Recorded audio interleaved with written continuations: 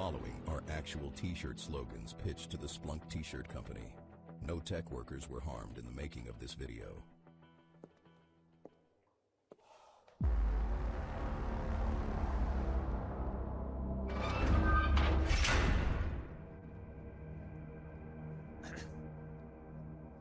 Shirts. We all know threats are threatening. But what threatens a threat? The threat threatener. Do you like it? Push the button. Well, wait, no, I have more. Wait, sir, I have more. Wait, don't threat the small stuff.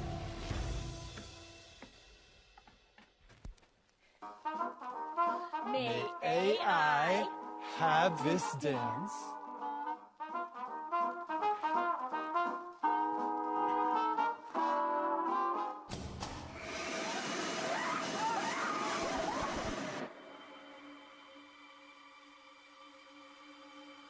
In the SOC, we rock.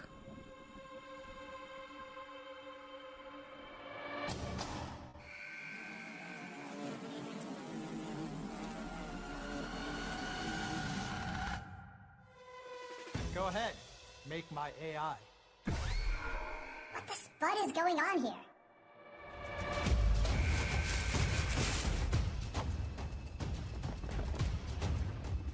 Quicksand!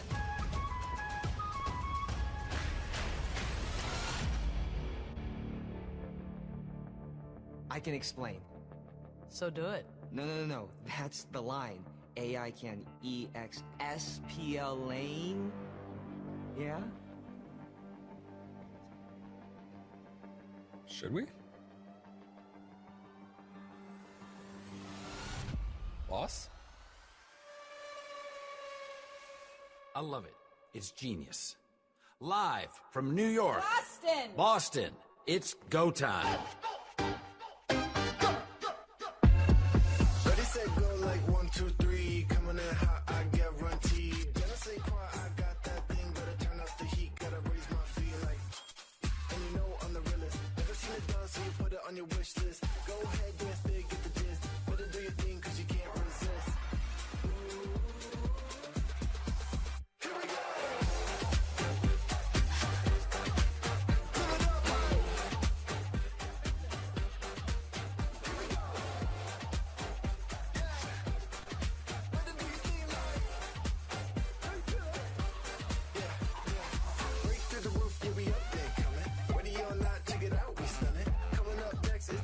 Showing better keep on moving cause we know we going like, oh, we like that, don't you know? Can't stop us, got that flow. So fresh, I'm new Revo, cause you know we original. Here we go.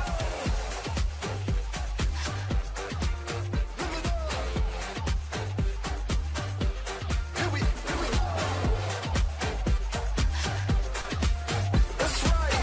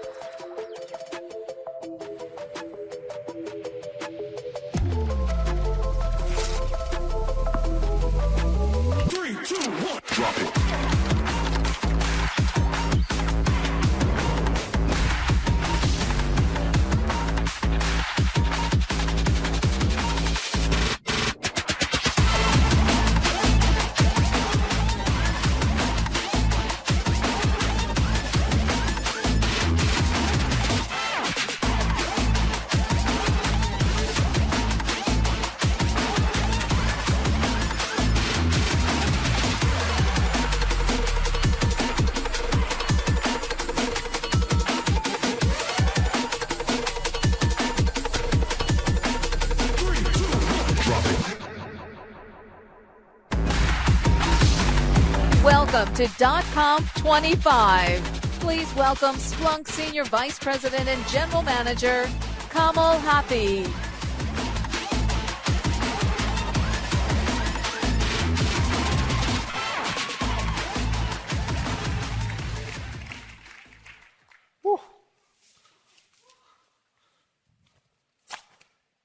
Wow.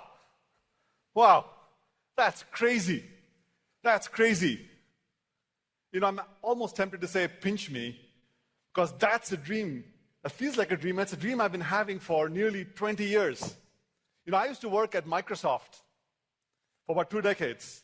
And every year, every single year, when .conf came around, I'll watch. I'll watch with amazement. I'll watch this amazing community. And I'll watch a little bit of jealousy. Because I couldn't have this. I couldn't have this amazing, amazing community that makes this absolutely amazing conference. .conf is unique. And guess what? Here I am. Well, hang on. You know what? It's my first .conf. First time here. And here I am. I landed literally on main stage with that thing. It's gone, the parachute. And I'm this agent. Look at my T-shirt. Right? And it's only possible with you all, with Splunk, with .conf. So with that, welcome everyone to .conf 2025. Woo! Yes. And it's going to be an amazing event. It's an incredible event. And you know why? Because of you all. It's because of this amazing community. The statistics, they speak for themselves. It's just astonishing to me. Again, 20 years, I've been jealously watching this, and this is just fantastic. And the most amazing thing, the most wonderful thing about this community, about Splunk, is the versatility of all the different things that all of you are building across so many different domains, against so many different industries. And that is just fantastic. So I want to thank you. I want to thank you all who work across these different domains, the different industries. I want to thank everyone who's come from all over the world, all over the globe, to be here to join us at .conf. Because you're the ones who are protecting these national infrastructures. You're making it possible for the world's monetary supply to flow. You are the ones providing healthcare to make that possible, consumer goods, and so much more. And what's astonishing to me is the scale, the sheer scale of what you make possible. Look at that. What does it say? 2.6 exabytes ingested every year, 300 billion searches. The impact you're having is incredible. Thank you so much, and congratulations for all that you do and all that you make possible. Yeah, you can give yourself a hand clap. That's right, that's for you. That's all right. And as we come in, and you hear a lot of talk about AI because the AI era is upon us. And as we talk about AI, our approach is one where we think about it in 2 ways. One is resilience, observability, security for AI, making AI itself trustworthy. So you can't trust it, can't use it. And a second thing is with AI, giving you the tools, the ability to stay ahead at machine scale and machine speed of what AI is doing. And you'll hear Jeetu Patel talk a lot about this just in a couple of minutes. But before that, let's start and talk about what's ahead in this week. There's a lot of stuff here, and my encouragement to you is, please take advantage of all that's there ahead of us in the next few days. Tomorrow, 8:30, bright and early, I know you can get up, 8:30, we've got the day 2 product keynote. And we'll go in and talk more about what we hear today, followed by the product keynote deep dive. So we'll go even deeper, even more detail, and talk about these things. And then don't forget the show floor. If you haven't been there, man, that's an amazing place. But the reason it's amazing is you can get your hands on, really hands on, and try out all these different things we'll be showing on stage today. And then Wednesday is a search party. Right? Yeah. With Weezer. We're going to have a search party with Weezer, and it's going to be epic. Talking of epic, please join me and welcome Jeetu Patel, President and Chief Product Officer of Cisco. Jeetu.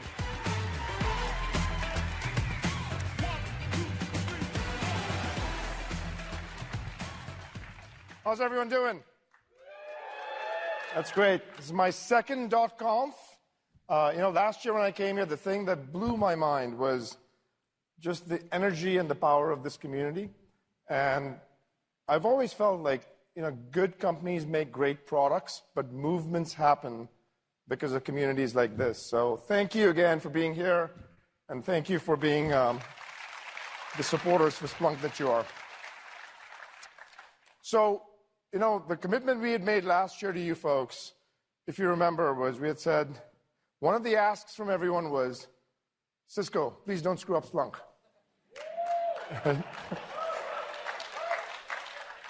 I think that's a very low bar. We're going to make Splunk epic, and you're going to see that today. And great.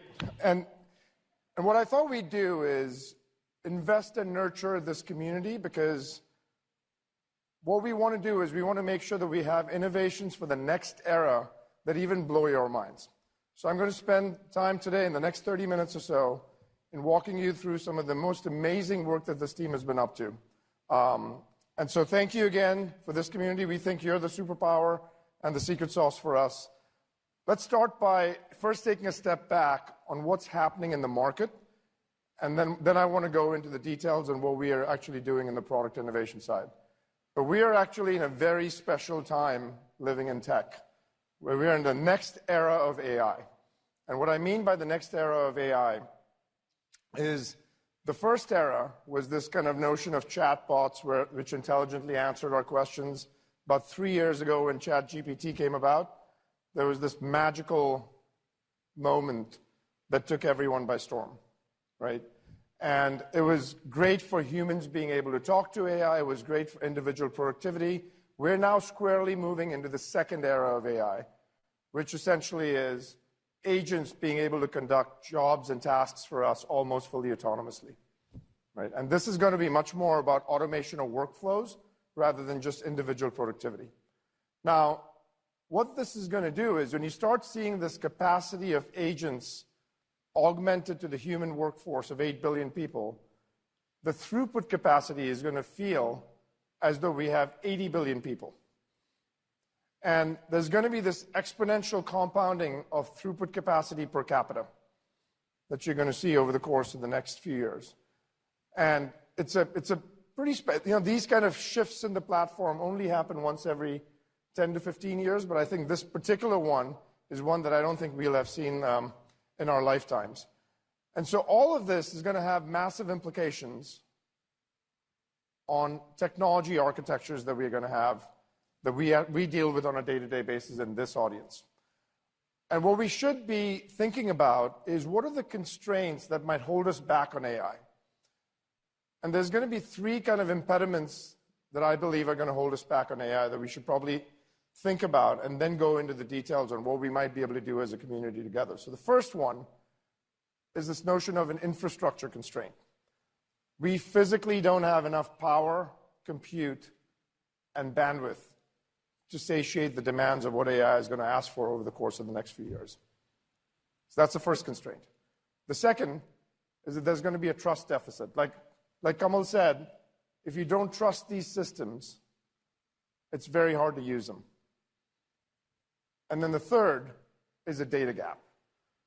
So let's talk about each of these in a little bit of detail.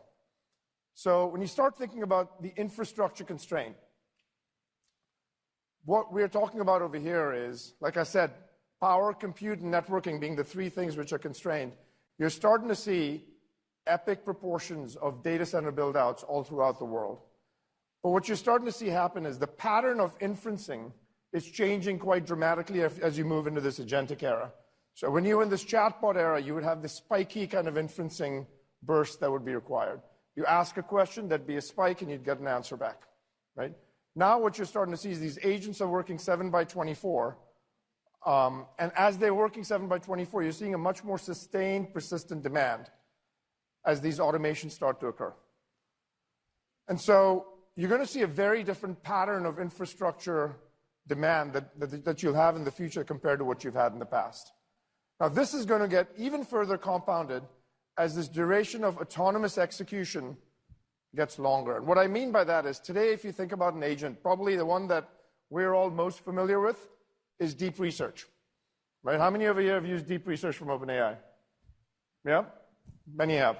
So with deep research, what happens is you ask it a question, probably go get yourself a cup of coffee, and you come back, and it takes about 20 minutes, and it'll give you back a response.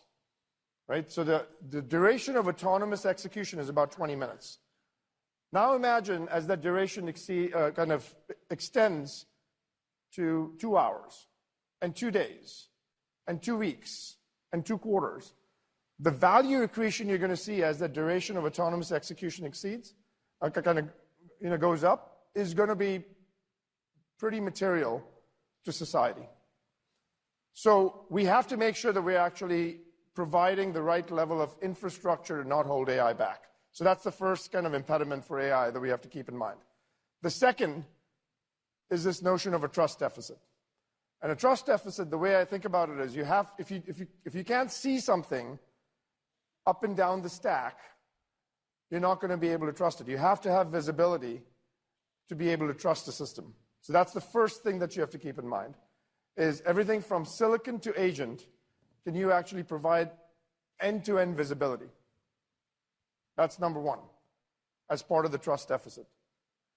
But the second part is this notion of the model itself introducing a whole new set of threat vectors that we've not had so far. Right? These models, by definition, they're called non-deterministic, which means they're unpredictable, which means that they have a mind of their own, and they sometimes behave in ways that you would not think that they would behave. And you need to make sure that you have safety guardrails around them. So if you think about aspects like hallucinations, or toxicity, or behavior for self-harm, or externally when there's an attack to a model, like a prompt injection attack, those things have to be detected so that you know that this model is actually not going to behave the way that you want it to behave. And then you have to make sure that there's the right level of guardrails that can be put around it. In the absence of this trust deficit, most people won't use these systems. So that's a pretty important dimension to keep in mind, is safety and security, which become prerequisites for the actual adoption of AI. Third is the data gap. Most of you are very familiar with. And let me explain what the data gap is, because if you think in the past few years, data, it's no secret that data is the essential fuel that unlocks AI. Right? These models get trained with data, and over the course of the past 3 years, actually more than 3 years, 6, 7 years, the industry's done a pretty darn good job of training these models with human-generated data, whether it be text or images or video. To train these models, we've done a pretty good job with it. What we haven't done as good a job with is training it on machine-generated data. Metrics, events, logs, traces, other telemetry. We haven't been able to go out and train these models on it so that they can actually look at time series data. Imagine if you could organize this machine data to train these models so that they can generate the relevant insights that you're looking for. It's a massively untapped opportunity. Right? And so we believe that the world needs a machine data platform for the AI era. Right? And so there are three major, the three impediments that I talked about. There's an infrastructure constraint that we should keep in mind. There's a trust deficit, and then there's a data gap, specifically a data gap around machine data. So if those are the three impediments for adoption, the good news over here is that Cisco is actually working on every single one of these challenges head on. We provide low latency, high performance networking with very high energy efficiency for the data center. We provide safety and security so that you can actually detect if a model is is going to behave in a way that you don't want it to behave, validate that model, provide runtime enforcement guardrails. We provide observability for the entirety of the stack, and we have a data platform that we use that's only getting better and better over time, and you'll see a lot more of that today. And so what this means, and what we want to do at Cisco, is provide all of you a promise that Cisco is going to be the critical infrastructure for the AI era. Now, the questions and the business outcomes that we want to generate, and then I want to go into the details of what Splunk is doing. The business outcomes that we want to generate are, number one, we want to make sure that we can provide technologies for an infrastructure for building out AI-ready data centers. That's where the digital workers are going to live. Right? That's number one. Number two, workplaces where we all work, whether it be a campus, branch, home office, your car, a factory floor, a store.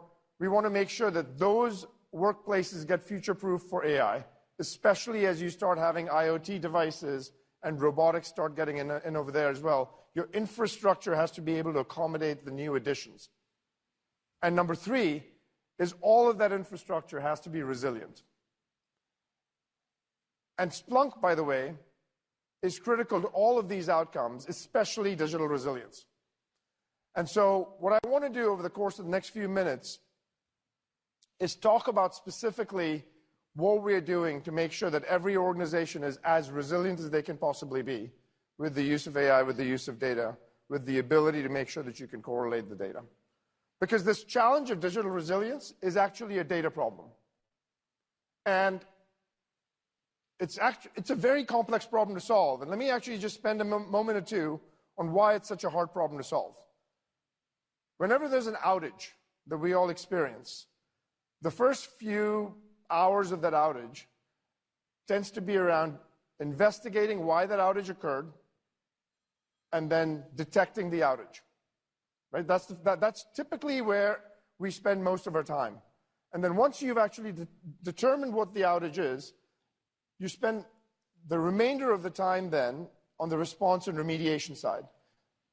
But that upfront time that's spent on investigation and detection, we have to compress that time, right? And this is where Splunk is central to this whole thing, because if we do this in the right way, Splunk, combined with the telemetry that Cisco can provide, plus the telemetry that we have from the entire world, actually can start correlating so you can compress the time for investigation, improve detections, and make response and remediation as fast as possible. That's the promise that we want to make sure that we can go out and deliver. And over the course of the past 18 months or so, the Cisco team and the Splunk teams have been working very well together in ensuring that there's a tremendous amount of harmony between the products, and the telemetry from Cisco is being integrated into Splunk. And I don't have time to go through every single one of these areas, but what I want to do is walk you through one particular area that I'm really excited about that's going to lower your cost of using Splunk, and it's actually going to make sure that your detections get better, right? And that is our ability to now be able to ingest firewall logs from Cisco firewalls for free into Splunk. Yep. We thought the cost would motivate this team. All right, the second big area that's actually really interesting and important is this notion of making sure that we have the right visibility and the right level of trust, right?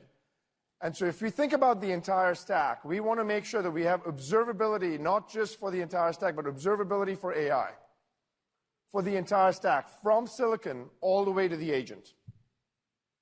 That means, how does your GPU get utilized? How is your model performing? What are your token economics looking like? We need to make sure that we can provide you full transparency from an observability standpoint. You're going to hear a bunch of this tomorrow, where you'll see some very, very exciting innovations that the team has made. Secondly, if you think about safety and security for AI, the future of the SOC is going to be agentic. You'll see some really exciting announcements tomorrow about the future of the SOC being agentic.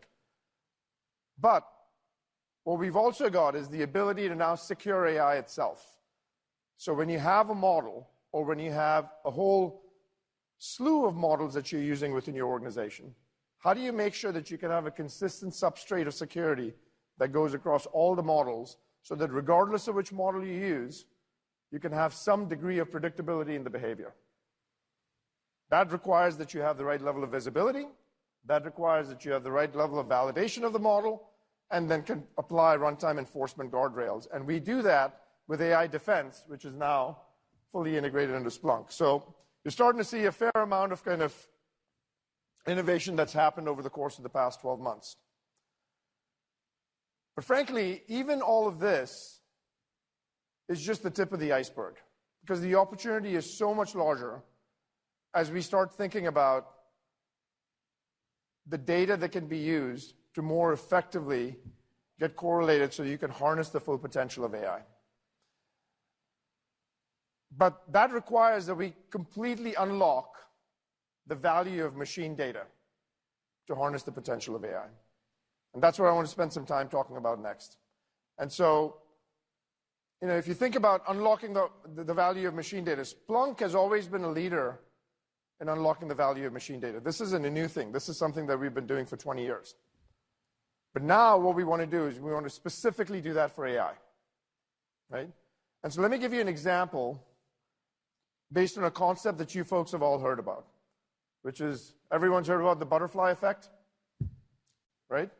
What is the butterfly effect? A small variance somewhere can trigger a massive change that can have a completely unexpected outcome in some other completely unrelated part of the business.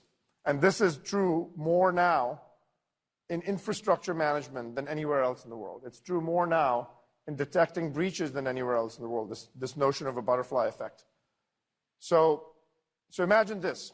Imagine you have a scenario where a small 1 degree change in temperature in either a switch or a device that you might have within your data center can fundamentally disrupt your long-term operations of that data center, right? You have to be able to first detect the undetectable. Second, we have to be able to make sure that we can react autonomously so that if that requires a proactive rate limiting or redirection of traffic, we can do that. And then third, we should be able to make sure that we can anticipate the future and say, let's automatically provide fixes and prevent this from ever happening again. So if you think about those 3 distinct areas, you can detect the things that were undetectable, you can react autonomously, and you can anticipate the future.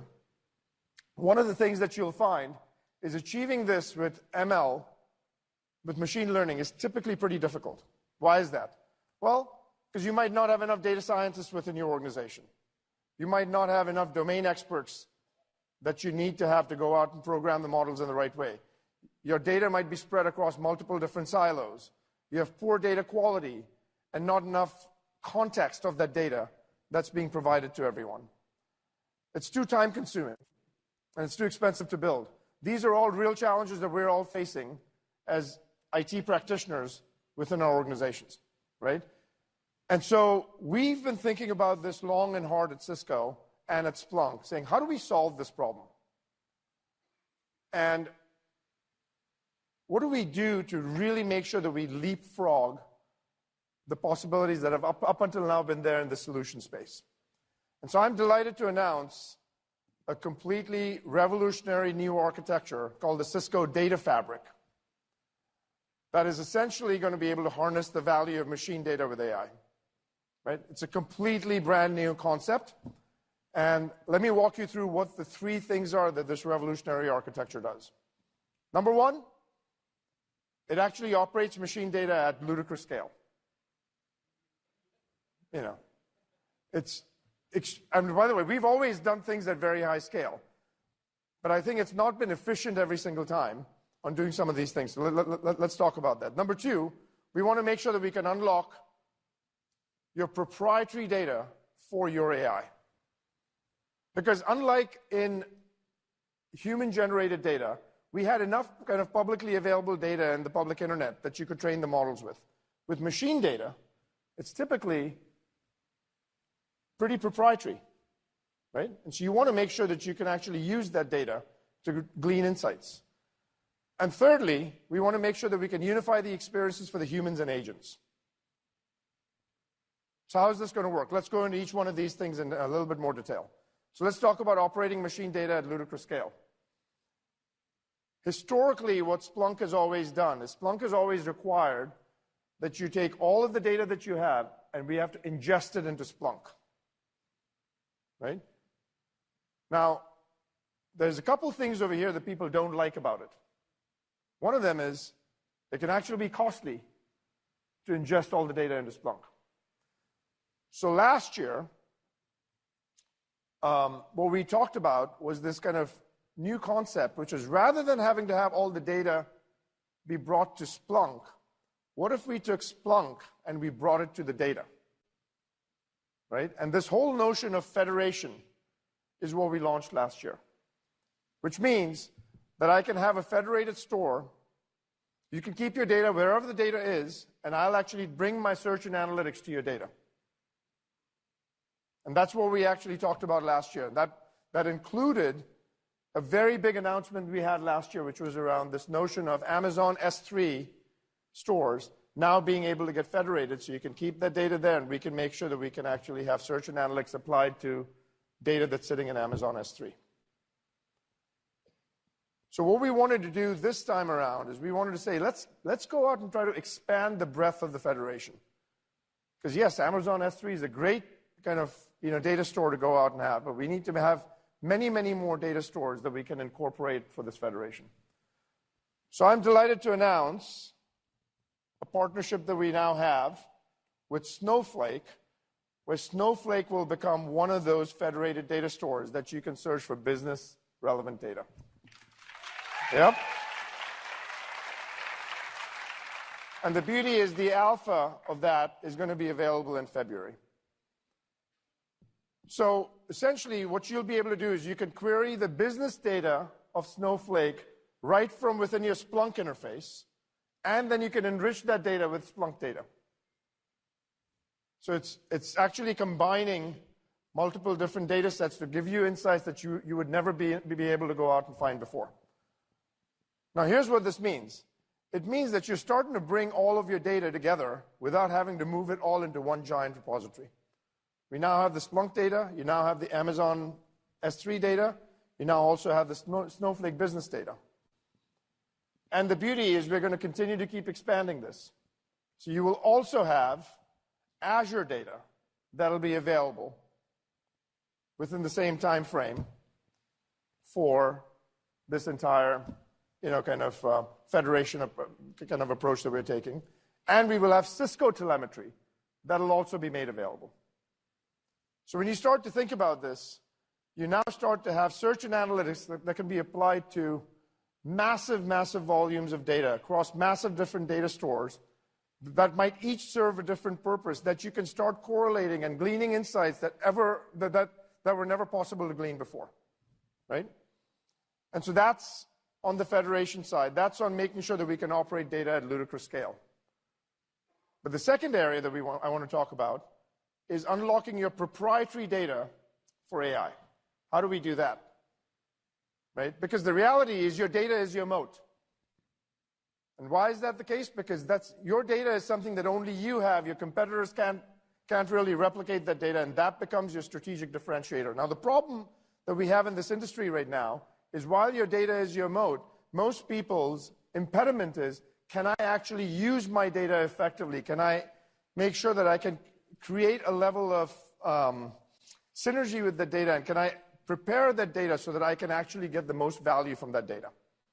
That's where most organizations kind of struggle. And so the question is, what does it take you to enable your data to fully harness the value of AI? So here's the really cool part. We're going to be teaching AI to speak machine data. AI now has learned how to speak natural language. We're going to teach it to speak machine data.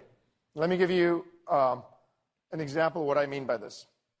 Because it turns out that we can teach AI to speak machine data very similarly to the way that we've actually taught AI to speak natural language. Right? And so it's this whole notion of a predictive transformer. How does this work? Well, if you think about human-generated data, the industry started by training this generative AI on publicly available data on the internet. What does it do? It vectorizes that data. It applies reasoning to that data. And then it generates an output by having it go through a transformer so that there's a next word prediction in sequence. Right? So if the sky is are the first three words, the fourth word that you might have is blue. What if you could do the same thing and break it down the same way for time series data, which has a temporal nature to it? Well, it turns out with machine data, you can do something very similar. You can actually take the machine data, you can break it down, you can apply reasoning, and you can predict what comes next. And so that's the concept. And the beauty about this is, why is this concept so important? Because essentially, agents can now do multivariate analysis across machine data and find anomalies that you could have never seen before. Right? And so these agents, these AI agents are going to be able to do this. They can correlate all this data, but here's the beauty of it. They're going to take all the time series data across multiple different, it's multivariate time series data, and they can then combine that and correlate that data with unstructured data as well as structured data that you might have that's human-generated. And based on the combination of those two, we'll be able to go out and predict things that we would have never been able to predict before. And so essentially what I'm showing over here is agents are going to be multilingual. They'll be able to speak the human language, which is natural language, and then they'll be able to also speak machine language, which is time series data. And they'll be able to combine those together and correlate that data together. And essentially what this will allow us to do is see and respond to events that you could never have seen before, just because of the sheer size and scale. Right? And so the question then is, okay, so what are we doing to make this a reality? What are we going to do to make it happen? Well, to make this reality, we're going to do two things. There are going to be two announcements that I'll walk you through that make this happen. Number one is we're announcing a time series foundation model that is going to be open sourced, open weights, available in Hugging Face this November. Right? It's going to be optimized for machine data. It's going to be accurate and scalable. And you can actually adapt it to your domain and fine-tune that model to your data that you want. So that's the first thing we're doing. Now, in order to fine-tune this data, we need to make sure that we provide you the right kind of tooling. So the second announcement we're making is a machine data lake. Right? And a machine data lake is a turnkey solution that essentially is optimized for AI training. And it's going to be enterprise grade. It's going to be secure and it's going to be governed. And so in all of this stuff that I'm talking about, what does that mean? What will you be able to do with this? Essentially what you'll be able to do now is you'll be able to create your own machine GPT. Right? And what that allows you to do is glean insights from time series and machine data like you've never been able to do before, at a scale that we've never been able to do before, at a scale that was never possible before, in a way that's completely done in natural language. And then the third area. So what do you folks think? Is this good? Yep. Because it unlocks the potential of AI in a very, very kind of discontinuous way.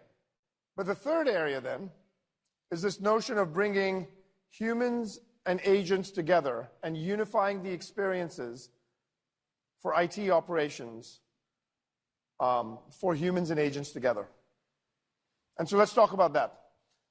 Back in June at Cisco Live, which is our main user conference, we announced this concept of agentic ops, which is basically the next version of AI ops.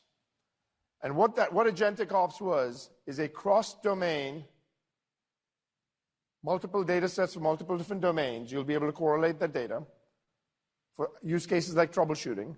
Multiplayer, which means I can actually have IT ops, SecOps, NetOps, all collaborating together when there's a trouble ticket that might be open or when there's an outage that's happening. But the humans can also actually collaborate with agents, right? And it's going to be built on a purpose-built model or a series of purpose-built models. So we launched this concept of an agentic ops back in June. What we wanted to do was we said, well, let's take this one step further, because that might not be enough. And so what we're announcing today is the next level of agentic ops with Splunk, where we're integrating this product called AI Canvas right into the Splunk interface, right? And this, by the way, is a generative UI, which means that it auto-generates a UI, and you can actually have it be fully collaborative.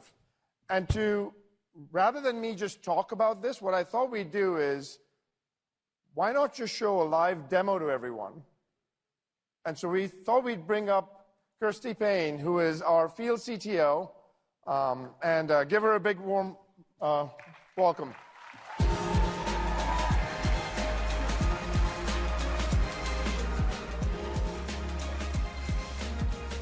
So by the way, Kirsty couldn't join us last year because she had a wonderful baby girl. Yeah, I still do. I mean, I still have her. No, I mean, yeah. But she's a bit more independent now. It's both terrifying and helpful for travel. Yeah. But is she in the audience? No, she's not, but she has already seen the demo. She validated it. Oh, she saw, she liked it? I got her feedback. It was very precise. It was great? Yeah. Excellent. Yeah. So what are you going to show us? Right, so this is AI Canvas, guys. And I know you have some energy in this audience because I saw you all with the T-shirts. So I'm expecting lots of whoops and cheers as we go through this. All right, so I'm an analyst, a security analyst, and I've come in about a suspected malicious internal activity on my network. I can, of course, go through this with the search just like normal. It might just take me a bit of time to type all of that SPL, and it would also be quite a bad demo of AI Canvas if that's all I did. So let me hop over to AI Canvas. Yeah, that's the stuff. That's the stuff. All right, so you can see here on the left, I've got the AI assistant, and that's showing me all the kind of discussion. It looks like you came in from an alert about anomalous network activity. Yes, I did, and it's helpfully gone ahead and created this network activity card for me. So the first thing I'm going to do, I'm going to ask the assistant, is there any correlation to the login events at that time? And you notice I just said at that time. It's natural language. Of course, it understands what I mean. It's parsing that, and it's having a good think. And it's going to go away and tap into the Cisco data fabric and pull back the data that it needs. So here you can see it's investigating the login events. And it tells me between 9 p.m. Saturday, 5 a.m. Sunday, there's no obvious anomalies. So what it's going to do now, really helpfully, it's gone to create a network map. So it's pulled back information from Meraki devices on the network. They've reported no errors either. And like a good assistant, it's suggesting to me the next step. And I'm going to say, yeah, why not? I'll do that. By the way, have you ever typed with your boss, like watching just on your shoulder? Man, that is stressful. No. No, you can come in. It's really cool. Of course you want to see. So here we've got a chart, traffic by user for this period, and it looks like there's a single spike from Andrew L. And if I click that, then, it lights up like a Christmas tree. Look at that. So I'm pretty sure that's Andrew L. Yeah, looks like it. But if I want to validate a bit more, I can also click this Show SPL button. I can come and have a look, and there I see the SPL. And if I come over to the card, I can open that in search as well. And I can validate that the search is good and the results are good, but in this case, all roads lead to Andrew L. So if we have an Andrew L in the audience, I'm going to investigate your network traffic. Go. Yeah. Do we have an Andrew L? Did I hear a woo? Okay, so what am I going to do? I'm going to ask Andrew L. I'm going to have a look for commands issued by Andrew L. Now, as I go through this, by the way, I can resize all of these cards, but I think my screen is big enough. I think. So I'm not going to do that, but I can. And I can take a look here. Commands issued by Andrew L. Yeah, looks like the curl.exe command has been executed on a system. Looks like he's transferring data to a remote destination. Eesh, okay. And then the AI assistant suggests, hey, you might want to create an alert to detect for this behavior. I think that's a good idea. And then it says I should escalate to an expert to block that IP address. Now, I am an expert, but not in this, so I'm going to do that in just a second, and first create the alert to detect this behavior. Again, natural language, right? And it's just generating this stuff on the fly. So all these widgets are getting generated dynamically. Exactly. How cool is that? Thank you. All right, and so now I can see that it has created that alert for me. I can also validate, open in search, and check that. Et voila, that's exactly what I was hoping it would have done. So now all I have to do is share this with an expert so that they can go ahead and finish this for me. But what a quick way to get to the root of my problem. And I'm just going to click this share button here and invite. I don't have to call up Darren and say, like, hey, Darren, how you doing? You just made this multiplayer. Yeah, exactly. Multiplayer mode unlocked in this video game. And it's generating the AI summary for me. I can go ahead and invite Darren. And he's going to see exactly the same thing that I have just created. All the cards, all the widgets, really, as soon as I've made them, he can see them. There's Darren up there. Ooh, and I can chase his mouse around the screen. Come back, Darren, come. Yeah. Darren is actually backstage, guys, so if you want to give him a round of applause for participating. Thank you, Darren. So Darren has now taken the following actions. I've got Andrew L. is blocked, and the IP address is now blocked. Woohoo! That's great. Yeah. Am I done? No. There's still your most favorite part of every instant to come, isn't there? Writing the instant report. Ooh, how I love it. Who loves writing instant reports? What? No one. Gotcha. So what I'm going to do, I'm going to click this button here. We're going to generate the report. And AI is going to, let's be honest, it's going to do a better job than I would do. It's going to be more thorough. It's going to format it nicely. No spelling mistakes. It won't miss anything out. And there we go. I've got everything, table of contents, all nicely formatted. And that is my thing I can download as a PDF, upload to my instant database, and I can go have a coffee. Wow.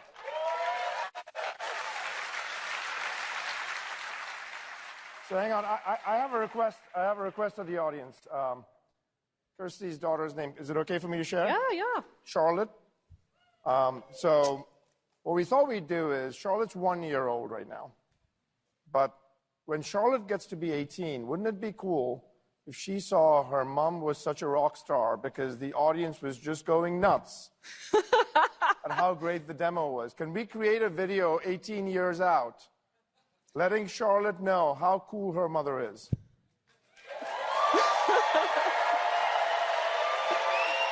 Can I?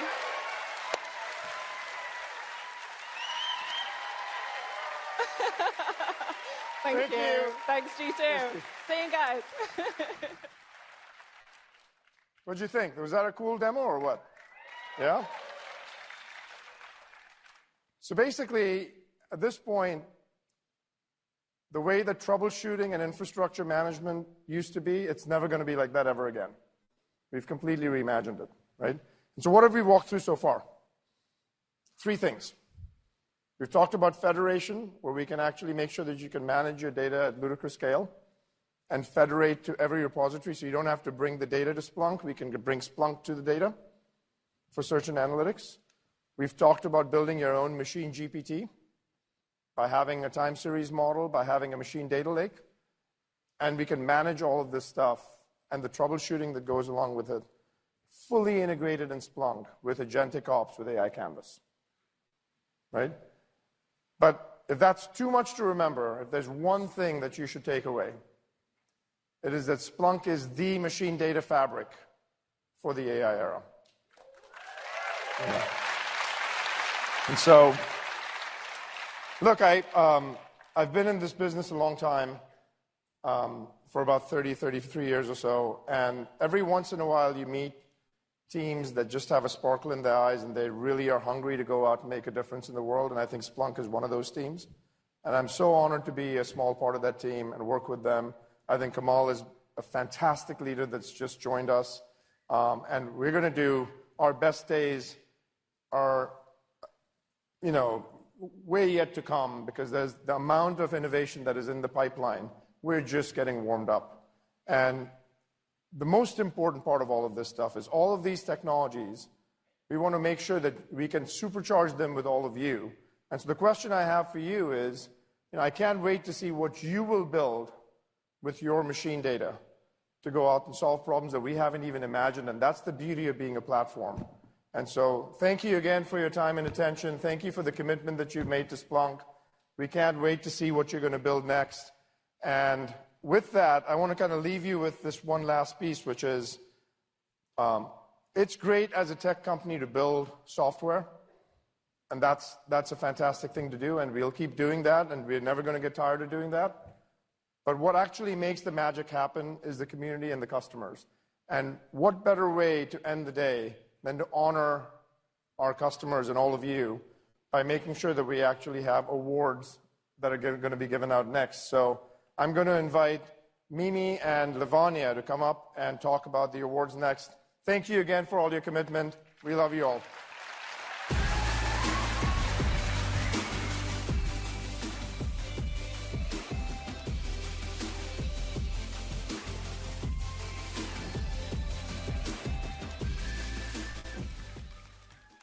Good evening, everyone. Lavanya, this is my 4th conf, but my first time hosting the Splunky Awards. How about you? Well, this is my first conf, and when I was asked to do this and I signed up, I thought this was going to be a tech talk and a t-shirt. This is a lot more glam. Well, it's only fitting because data is fabulous, and so is Buttercup.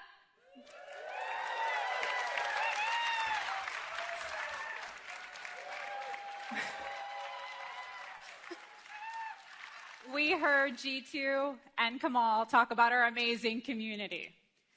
2,400 partners, 17,762 customers, and 26,000 certified experts. Behind every number is a story. Stories of resilience and innovation, and stories of people who are using the technology to make businesses smarter, communities safer, and the world more connected. Tonight, we celebrate them all. Welcome to the Splunky Awards. We'll be celebrating the achievements across 5 categories: the builder, the change agent, the inventor, the visionary, and the champion. Let's meet our winners. Lavanya, kick us off. Sure, absolutely. First up, we have the Builder Award. This award celebrates the developers. It celebrates the command line visionaries behind the search bar. And the finalists are Rotimi Akinbobola, Freddie Mac, Artem Rybanok, Colgate-Palmolive, Burak Karaduman, Garanti BBVA. And the winner is Artem Rybanok.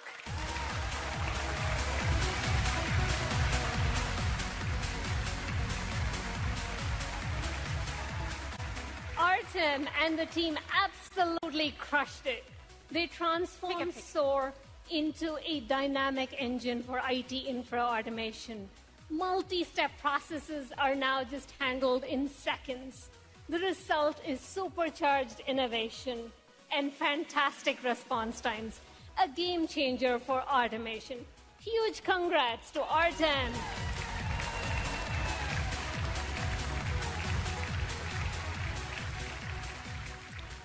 Next, we have the Change Agent Award.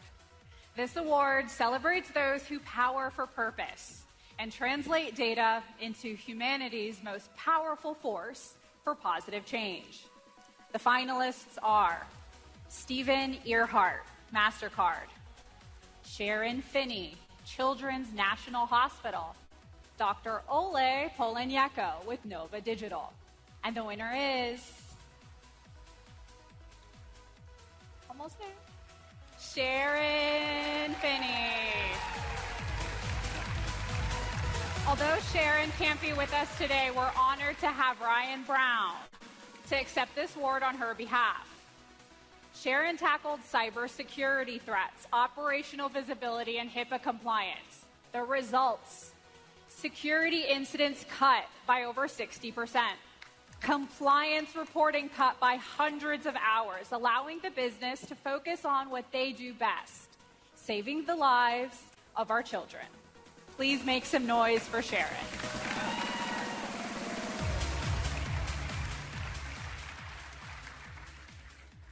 Now, for the Inventor Award.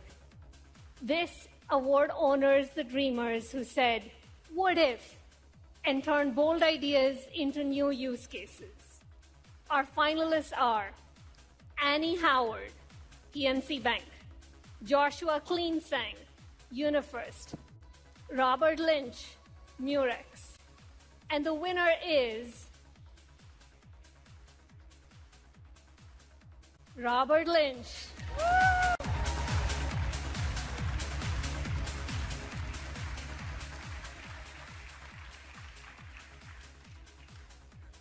Robert led the development of an application performance monitoring solution to visualize complex hotel data, intuitive dashboards that turned intricate telemetry into actionable insights. The Splunk app is now adopted by major global banks across the world. Huge congratulations to Robert and the Murex team.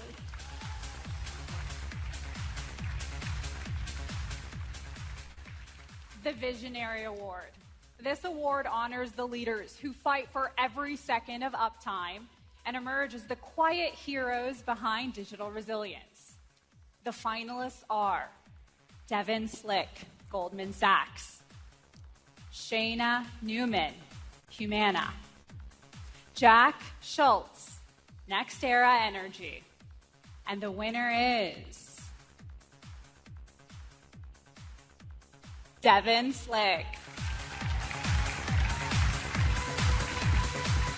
Devin faced complexity, fragmented monitoring tools, and data silos. By leading towards observability, he turned visibility into competitive advantage. The results: 50% increase mean time to repair, 0 P1 incidents, and setting a new resilience benchmark for one of the most complex financial institutions in the world. Well done, Devin and team.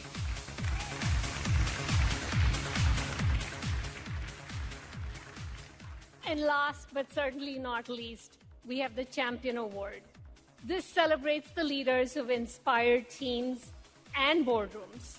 The finalists are Mark Cook, United Airlines, Gabriel Harrison, Ticketmaster, John Moore, Progressive Insurance. And the winner is John Moore, Progressive Insurance.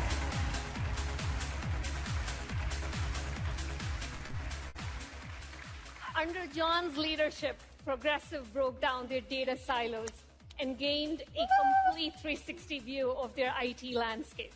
With automation that saved the teams hundreds of hours, it freed engineers to innovate rather than firefight.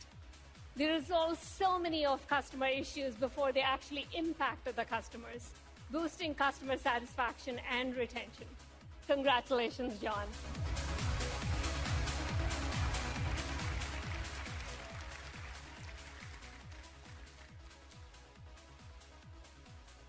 Wow.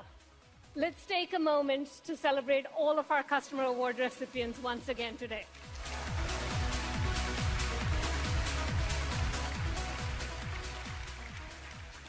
Your innovation, resilience, and trust in us is what makes everything we do possible.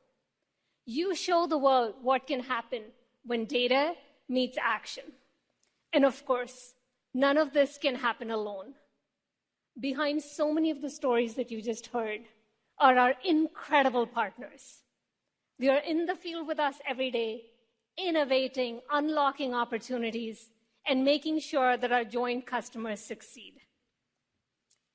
We will be recognizing the achievements across 5 categories: joint selling, services, tech innovation, social impact, and Global Partner of the Year.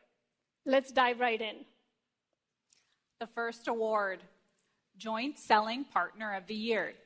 This award honors the partners who created new opportunities and delivered transformative outcomes for our customers. And the winner is TechStream.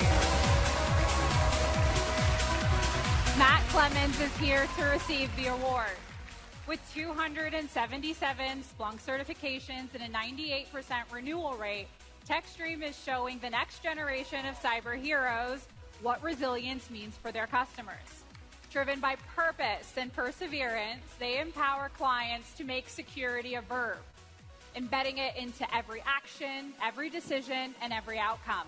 Let's make some noise for TechStream.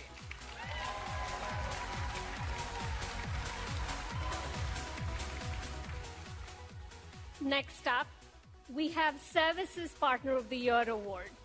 This award honors the partner who delivers expert guidance and innovative services with Splunk. And the winner is Orange.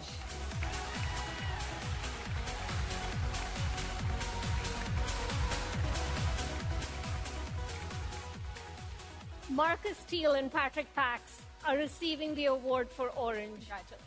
Orange is raising the bar for digital services, delivering seamless, next-level experiences for customers and employees. From managed connectivity to cloud and cybersecurity, their service innovation is powering new possibilities and real business outcomes.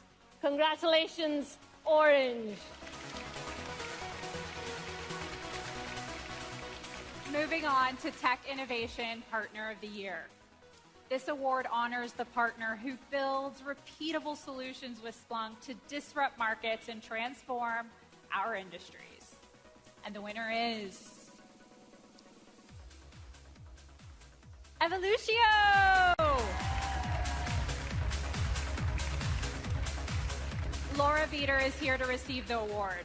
Evolutio is redefining observability because reliability is revenue. Through hands-on webinars and workshops highlighting SRE frameworks, monitoring as code, and standardized telemetry, they help customers translate that technical telemetry into business outcomes. Well done, Evolutio.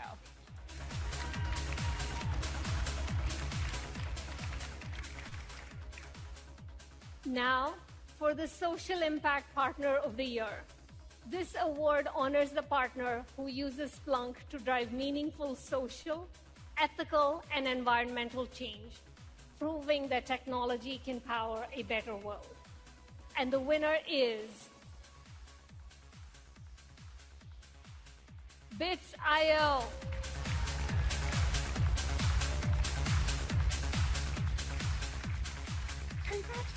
Suman Gajavelli is here to receive the award for Bits.io. Bits.io is a 3-time Splunk Partner of the Year, recognized for their innovative AI-powered solutions that help nonprofits. Bits.io helps them strengthen their foundations, protect their mission, and amplify their impact on the world. Congratulations to Bits.io.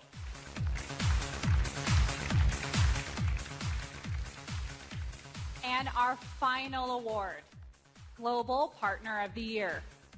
This award honors the elite partner who set the gold standard, delivering global customer success and inspire our entire ecosystem to aim higher. The decision was tough. We had incredible finalists, AWS, Worldwide Technology, and Blackwood. All created an incredible impact, but there can only be one. And the winner is Accenture.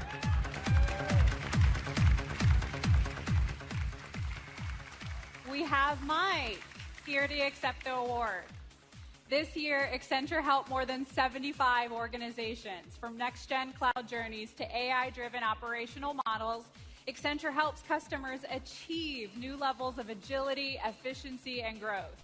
With over 3,100 experts and 1,700 Splunk certified professionals, you deliver value at scale. Thank you to Accenture.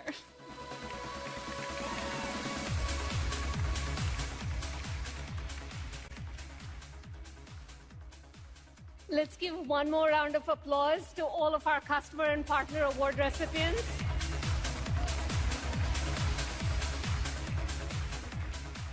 Team, we're just getting started here. This week is packed with keynotes, deep dives, hands-on workshops, and chances to explore the latest Splunk innovations. Experiment, collaborate, and connect with all the people and experts around you.